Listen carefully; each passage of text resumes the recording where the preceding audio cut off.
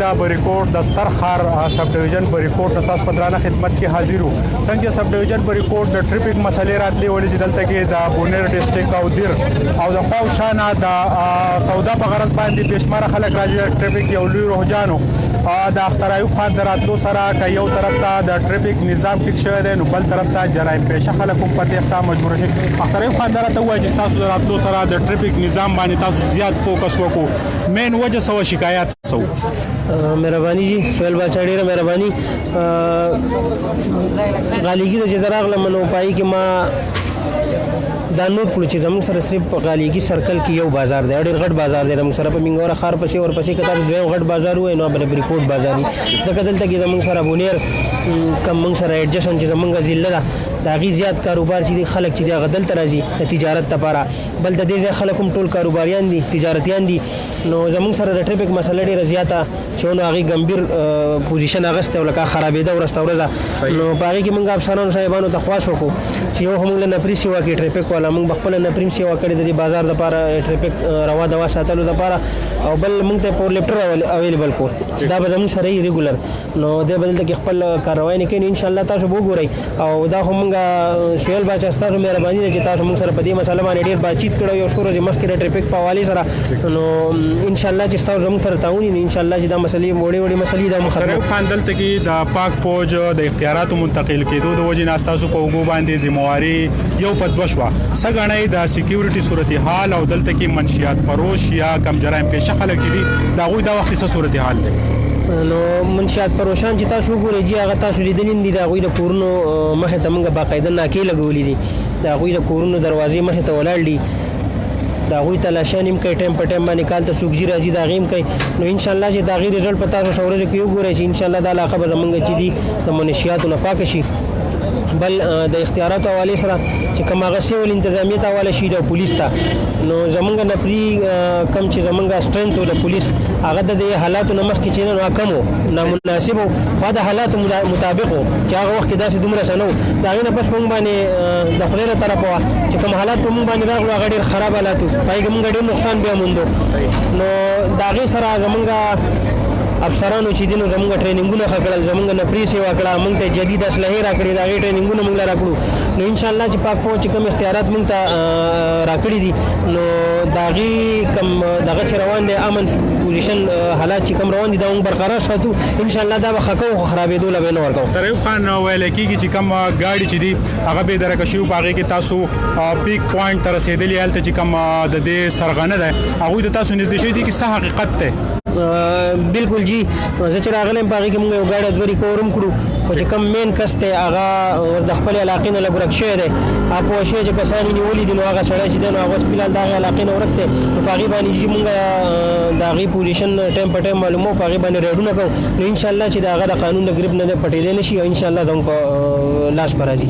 درنګ جهان مننه چې زنګ سره د بریکوټ چوکۍ انچارج فضلي سبحان خان. فضلي سبحان خان ستاسو په سر یوه لویه ذمهواري زیاتر د ټریفیک دلته شکایات راځي، لیفټر رالو څه ګڼئ عوام دا وخت تاسو براح راست ییني عوامو ته به څه اپیل کوئ د ټریفیک د ښه کېدو دپاره؟ اعوذ بالله من الشیطان الرجیم بسم الله الرحمن الرحیم. موږ ستاسو ډېر مشکور یو چې موږ له دلته کې د خبرو اترو مقرره کړه. دې نه څو ورځې مخکې ستاسو سره زموږ ملاقات شوی او پریس بریفینګ شوی و، په هغې کې تاسو د ټریفیک مسله دا کړې وه چې یاره دلته کې هر وخت ټریفیک جامي او ایسټو صاحب هم موجود و. بیا موږ ایسټو صاحب سره نیبالې ته خواست وکړو چې یاره موږ دلته کې ټریفیک نه پرې راکړئ او موږ لیفټر راکړه چې باقاعده په دې بازار کې کاروایي کوي چې کم نو پارکینګ کې کم ګاډي ولاړ دي چې دوی خلاف کار کوي چې دې سره چې دی د ټریفیک روا ده وایي او عوامو ته څه تکلیف نه وي.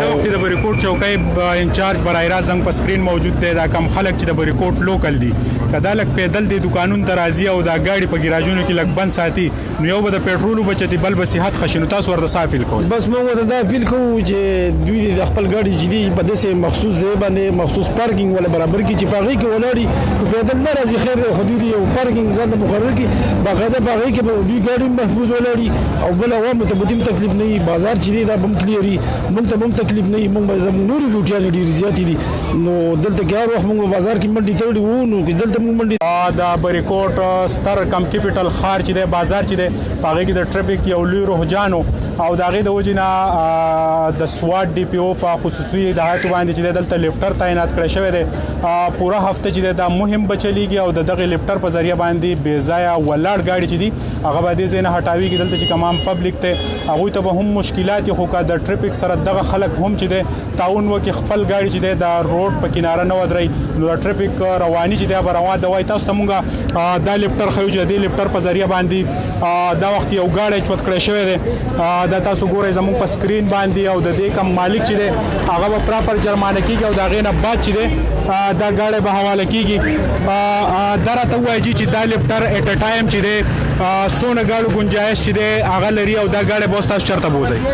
دا خو چې موږ په دې ځای چوت کړی دی زموږ سره داسې د وړو د پروګرام نشته که نه جي دا خو موږ په دې ځای باندې چوت کړی دی او دا نور ګاډي چې دي یا چې داسې د پارکینګ یا داسې د ځای د سایډ وی نو موږ مطلب لکه دا اینی ټایم مطلب لکه موږ یو ګاډی ویسو په هغه ځای باندې کېدو او مطلب دا چې بل ګاډی چوت کړو که نه جي خو زموږ سره اوس لکه داسې په دې ریپورټ کې داسې یو ځای نشته چې مطلب دا ګاډی موږ هلته ویسو او سیف یې کېدو نو د دې وجې نه مطلب لکه دا موږ چوت کړی دی د هغې پورې چې د دې مالک نه راغلی نو دا غیر د پورې مطلب لکه بل سره کم ګاډی اویزان دی د دې مالک پیدا شوی نشته جی لا تر اوسه پورې نشته جی نه نو کله چې مالک راشي دا ګاډی په دې حل ویني نو بیا څه وایي دا مالک باندې څه چپې غوټې راځي که نه ریلیکس هغه خو ډېر دغه مطلب چې لکه دا ولې چوت کړی دی تاسو موږ ته پارکینګ وښیه موږ ته تاسو د نو پارکینګ کې دا موږ درولی دی او زما دغه ځای کې 2 منټه کار و 3 منټه کار و خو دا تقریبا 100 غنټې وشوه چې دې تر اوسه پورې لا نشته او خیر به اینې چې مطلب لکه دا ګاډی چوت شوی دی دا په نو پارکینګ کې ولاړ دی په غلط ځای باندې ولاړ دی موږ چوت کړی دی خو د هغې باوجود مطلب لکه یا لا تر اوسه پورې هغه نشته.